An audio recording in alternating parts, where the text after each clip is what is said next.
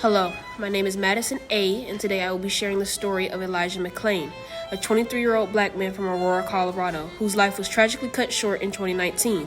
Elijah McClain committed no crime. He was simply walking home from a store wearing a ski mask due to anemia and cold weather. A 911 caller said he looked suspicious. Police stopped him without a cause, restrained him with a carotid chokehold, and paramedics later injected him with a massive dose of ketamine. He suffered cardiac arrest and died days later. Do me a favor, stop right there. Hey, stop right there. Stop. Stop. Stop. Stop. I have a right to stop you because you're being suspicious. Well, okay. Turn around. No, Turn around. Tensing up. Listen to me, bro. Let go of me. This isn't going to go well. No, I am an introvert. Please respect the boundaries that I am speaking. Relax. Stop. Relax. Stop. I'm going home. Relax, or I'm going to have to Leave change me this alone. situation. Dude, hey, Stop. Leave me relax. alone. Sir, can you please? No, we don't want to do this, can all right? you leave me alone? No, we're gonna. First we're off, gonna talk you guys started to arrest me, and I was stopping my music to listen. Now let go of me. Get over the. Let's get over the grass. We're gonna lay you down. Okay, come on. It's not going to be an arrest. I intend to take my power back. Stop. And I intend to We're be. gonna go forward with him, okay? I intend to be censored. Stop, dude. Oh, okay. Give us more. Give us some more units. We're fighting them. Stop, dude. Right here. Pair of glasses. That's it, I think. Alright. I lost the cup somewhere. Cups right here. So, there's glasses and a phone right here. One more body camera too somewhere. Right here. This isn't that little guy, is it? I don't know, sir. Stop. Oh yeah, I'm sorry. I wasn't trying to do that. I can't breathe correctly because.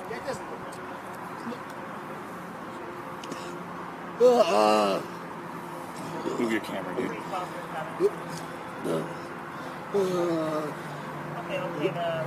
have the gun. Okay. All right. Just drive it right behind his ear if he fights, all right?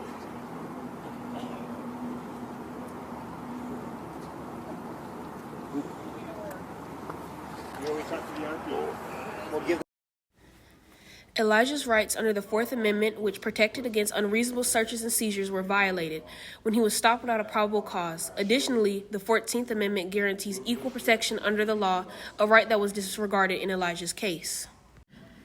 Initially, no charges were filed against the officers or paramedics involved. However, following public outcry, a grand jury indicted 3 officers and 2 paramedics in 2021. Charges included manslaughter and criminally neglect homicide in 2023.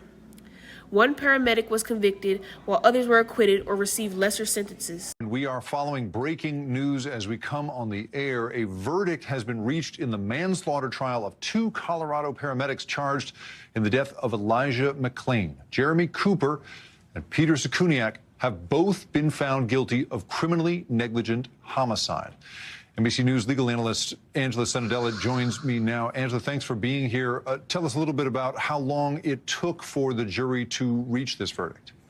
It did not take that long, and that means that they had a large likelihood of believing that these 2 defendants met the standard here. So for criminally negligent homicide, the standard is that what they did deviated so far from the standard of care that these people can be held responsible for the death of Elijah McClain. So it was pretty fast, and that means that they all agreed.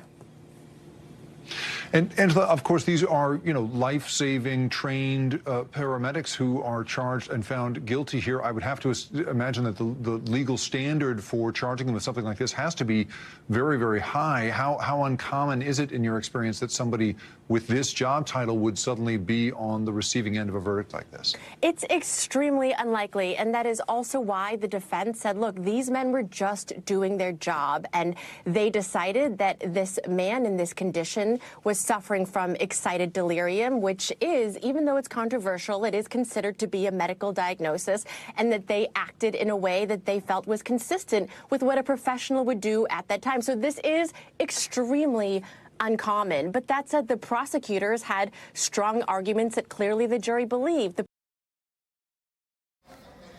Elijah's death sparked nationwide protests and vigils. One notable event was a violin vigil in Aurora, Colorado, honoring Elijah's love for music. Unfortunately, police and riot gear disrupted the peaceful gathering, further fueling public outrage. To stop another case like Elijah's, I believe we should ban chokeholds nationwide, prohibit paramedics from administering sedatives without full medical evaluation, mandatory use of de-escalation training and non-violent intervention, laws requiring independent investigation when death occurs in police custody, mental health and bias training for police and emergency responders. Working on this project has made me feel deeply heartbroken and angry, but also inspired. Elijah's story shows how dangerous the system can be, even for someone who posed no threat. He was a kind, unique soul who should be alive today. I believe learning his story can help others understand the importance of justice, empathy, and reform.